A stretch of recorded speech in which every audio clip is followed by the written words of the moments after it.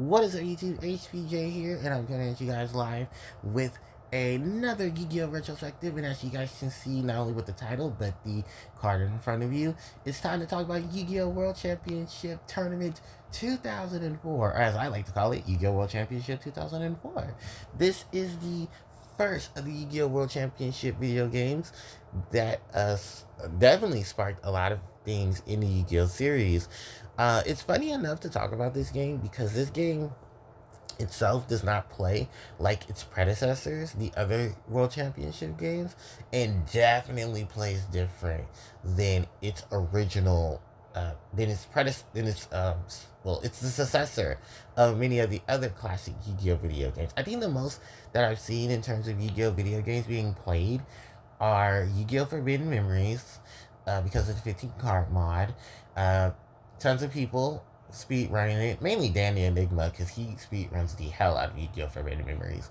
And he's really, really, really good at it. I've watched tons of his speed runs. So if you haven't seen Danny Enigma's speed runs for Yu-Gi-Oh! Forbidden Memories, please do, because he's a really awesome guy, and I do love watching his content. And he is a really cool dude, so do go follow him. And I think So Call Me Johnny has also done it in his playlist for the 15 card mod playing Yu-Gi-Oh! Forbidden Memories is up. But we're not here to talk about Yu-Gi-Oh! Forbidden Memories. We're here to talk about Yu-Gi-Oh! World Championship Tournament 2004, which is actually funny enough that I mentioned Some Call Me Johnny because he actually loves this game. This is one of his favorite games because he loves the music in this game, and I adore the music of this game. And if you guys haven't, please go listen to the soundtrack for this game because this game is awesome. It has a great soundtrack. It has basically all your favorite DM characters.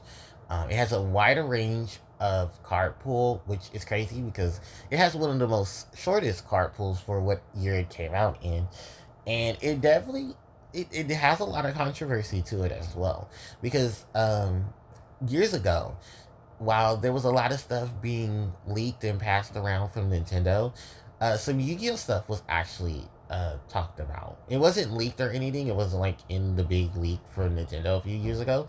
But people who were doing their research on the Yu-Gi-Oh video games actually started talking about this video game and some of the nuances and some of the things that were actually taken out, which I was very shocked about because I normally don't dabble too much in like the major history lessons of Yu-Gi-Oh, but as of recent, because I've been watching a lot of videos on it, I have now been able to,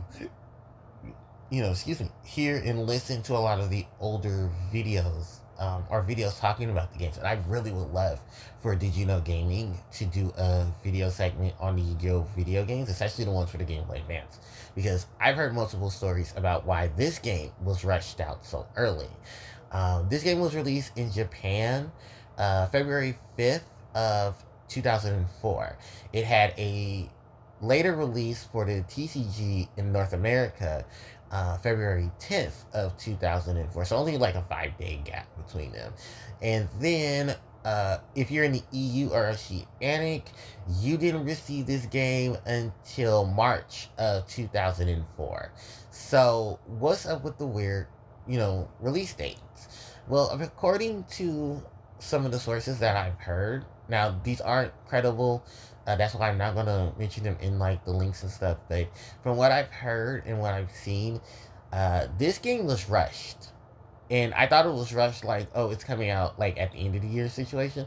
No, this is very early in the year, so it missed a massive wave of cards released in 2004. For the TCG. And here's the thing about the video games that I don't know if I talked about it in the Eternal Duel of Soul video, but here in this video I'll talk about it.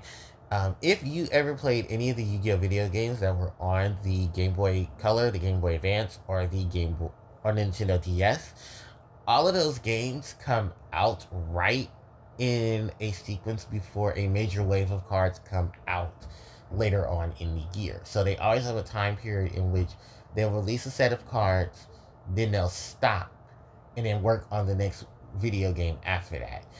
This is definitely apparent if you've ever played the World Championship games on the DS, because they always start right before the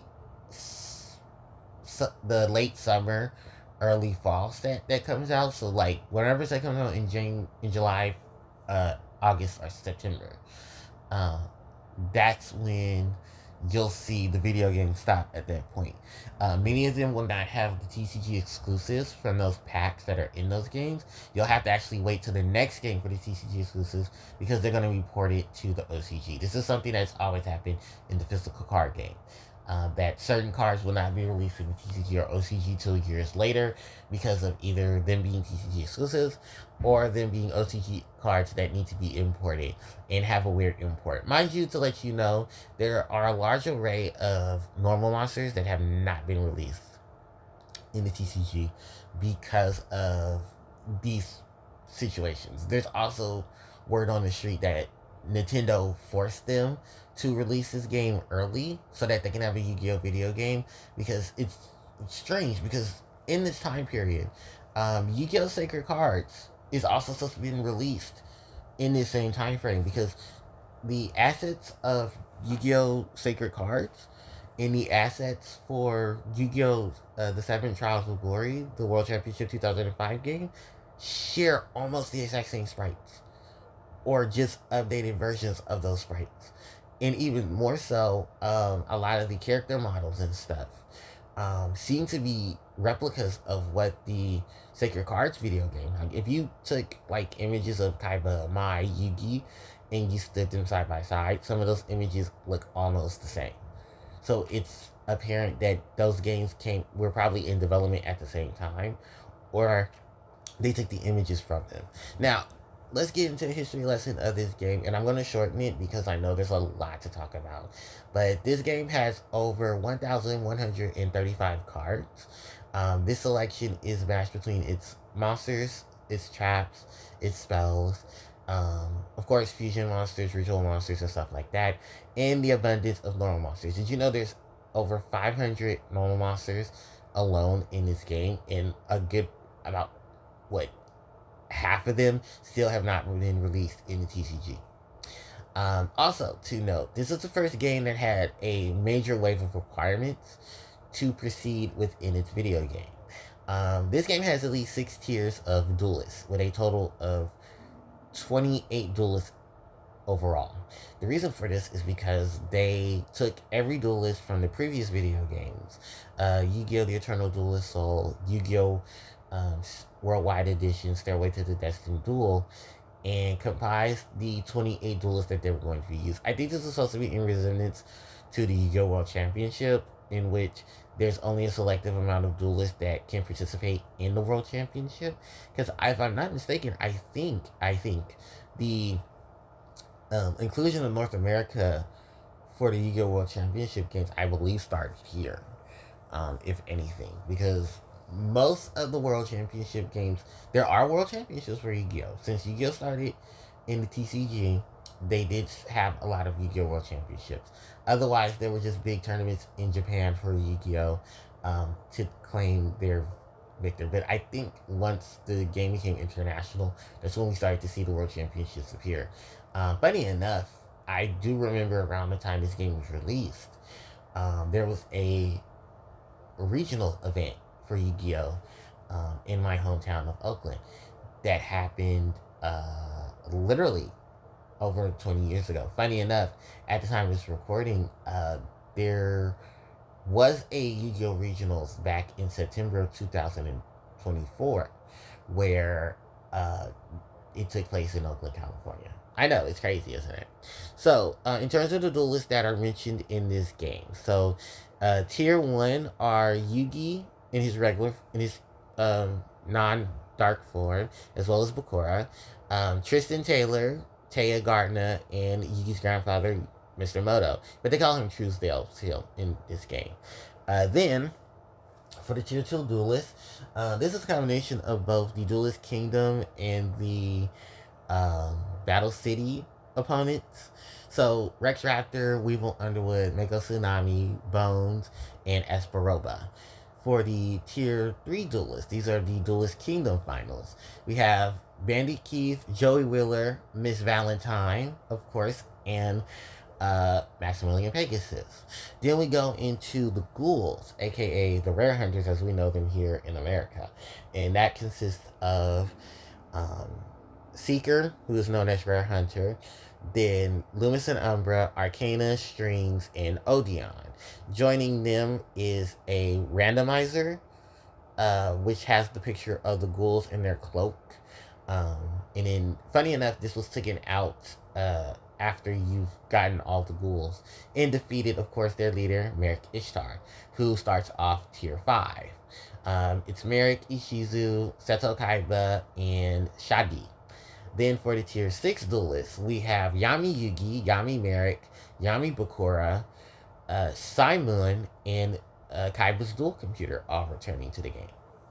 So that is your alignment of the duelists that are in it. So here's the crazy thing, and I'll pay a mention to this because some people are going to ask, how do you unlock a lot of these duelists?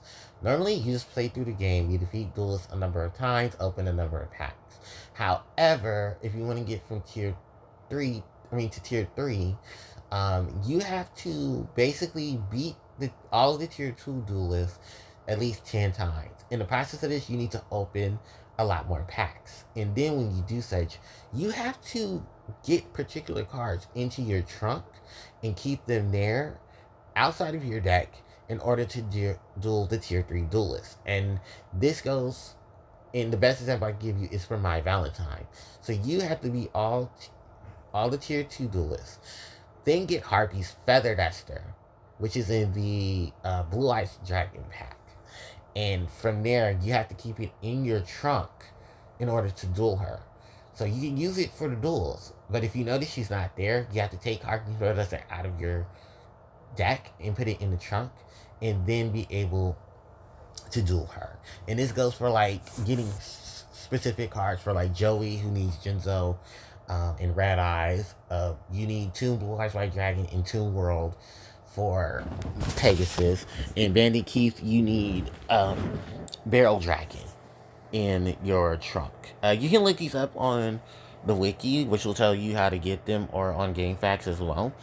But yeah, this is how a lot of us were getting a lot of the video games. Hold on 1 second, because I need to pour some water.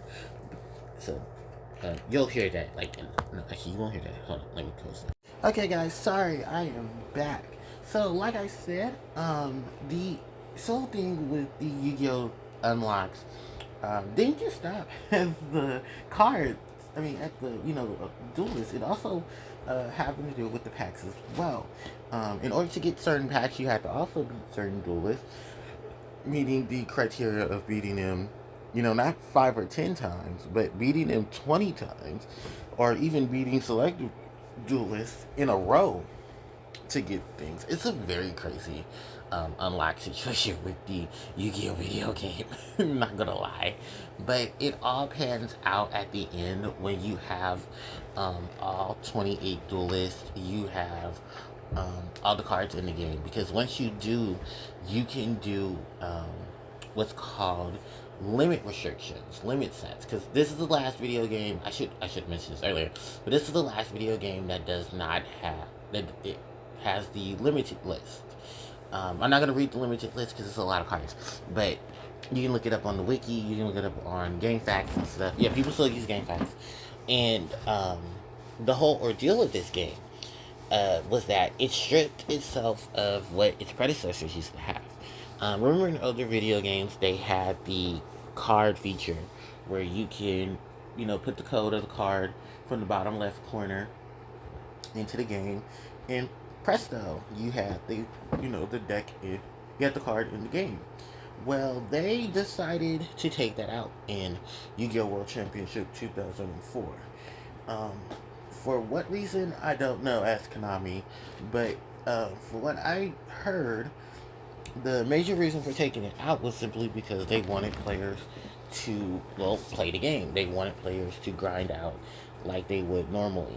It's very funny, though, because as someone who's, going to go into my personal experience with this game, I kind of honestly didn't like it.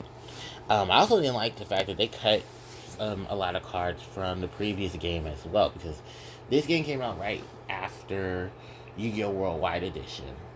And it's funny to say that because there were tons and tons of cards that were cut out from that game. I think it was a major drop in cards than its predecessor. And then its successor, Yu-Gi-Oh! World Championship 2004, I mean 5, and hell, even Sacred Cards had more cards than this game, rounding out to over 1,200 cards um, within those games. Yes, it does include all the shanky normal monsters, the random spells and traps that were used in the anime, but even still, like, that trumped the amount of cards that was in this game, which is crazy. And yeah, there was a lot of, like I said, there was a lot of things cut out. Mokuba was not included in this game as an opponent. There isn't a day system, which was cut out. They just randomly have you battle your opponents through and through. And then the one duel, I guess, is counted as like the one day. But it's a 28 pool of opponents. There's a randomizer you can play to randomize which opponents you play against, because the other games didn't have that. There is no world board, so you don't travel around to battle different duelists. That was actually brought back in its successor, Yu-Gi-Oh! World Championship 2005. And the overall stint of the game itself was basically play the game without these restrictions and play the game with these restrictions. But once you beat the game and you have all of the 100% of the log, you're able to then go into your options menu and select limit selection, where you can unlimit cards in the game. Like, you can unlimit Pot of Greed, Graceful Charity, Raigeki, all of that. And just like many of your opponents in the later tiers, especially tier 5 and tier 6, especially tier 6, you can have multiple copies of cards that were limited in the game. Because yes, tier 6 is full of your opponents who have limited cards in the game. They're using multiple Raigekis, they're using multiple Dark Holes, Harpie Spellcasters, and stuff like that. Especially Yamiyuki. If you look at his deck list, it's like, oh my god. I remember when I streamed this game, I was reading through the deck list of these guys. So the AIs in this game are very weird as well. Some of them will tribute monsters who have already been tributed with better stats. Like, you will tribute Summon Skull for a Morphin.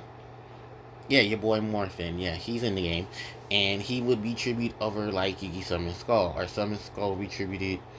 Like, it's a weird system. I guess it's, like, in case of certain cards, if the AI feels like certain cards are going to be appearing, they'll, like, swap out the weaker monster.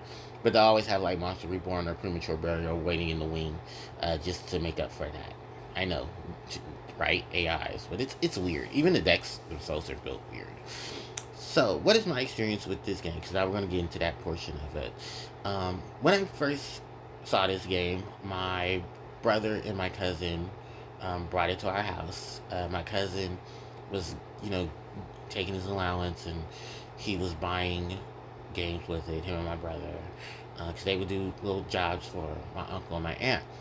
And this is how we got to see a lot of Yu-Gi-Oh games. I eventually purchased my own copy of Yu-Gi-Oh! World Championship 2004. I still have my physical copy, but I do play my emulator version of it as well. I even emulated it on my live stream, and for the most part, like I said in my live stream, this is still one of my favorite Yu-Gi-Oh! Video games of all time, because it has the lineup of characters.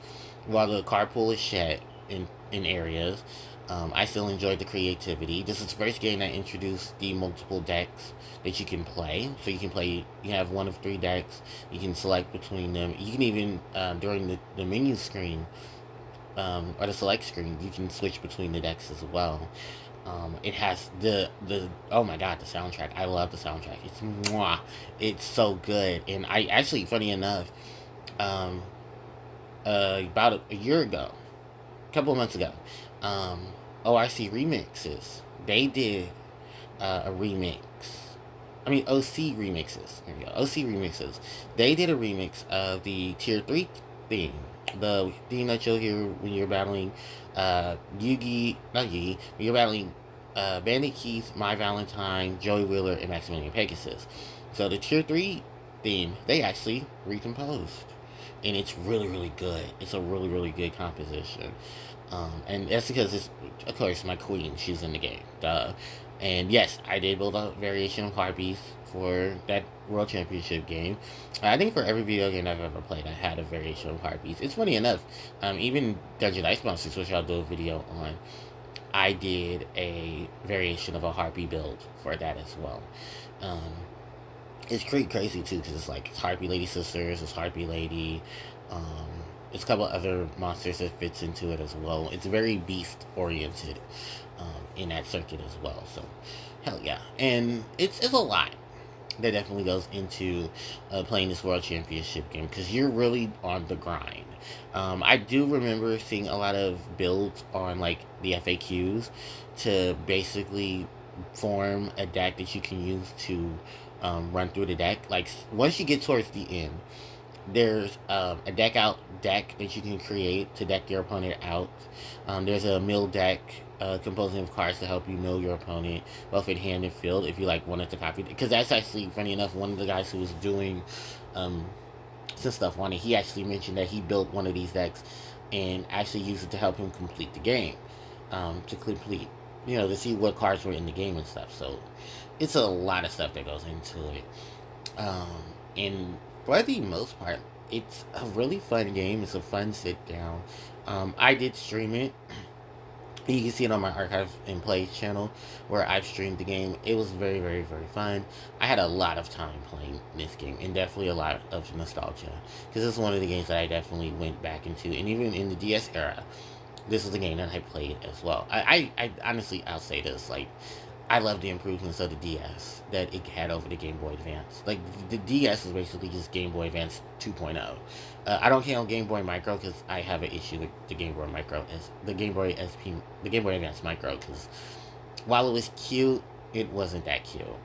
And I remember they even said they got rid of some of the face buttons as well, because a friend of mine had it in high school. He was like, he showed me, and I was like, that's the Game Boy Micro? He was like, yeah. I was like, okay. He was like, but the only redeeming feature of it was that they put back in the headphone jack, which the DS and all future consoles did.